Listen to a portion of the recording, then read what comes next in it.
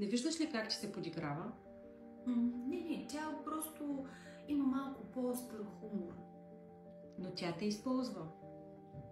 Не, със сигурност не ме използва. Просто живота е много труден. Аз обичам да помагам.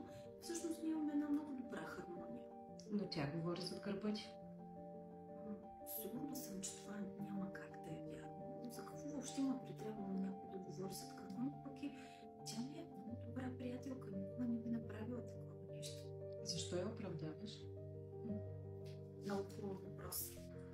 Казвам се Стела Василева, психолог и психотерапевт. Можеш да се запишеш час за консултация при мен на сайта ми в Superdoc или на изписания телефон.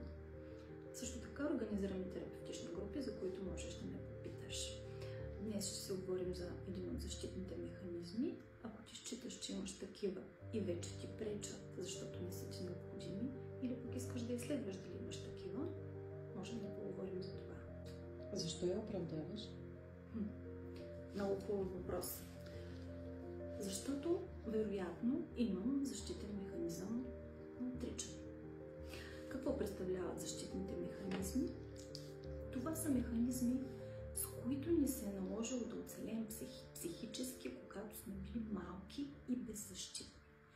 Когато по някаква причина възрастните, които е трябвало да отговарят за нас, са ни накарали да се чувстваме по-скоро в опасност. Има много различни видове защитни механизми, но отрицанието е един от най-разпространените.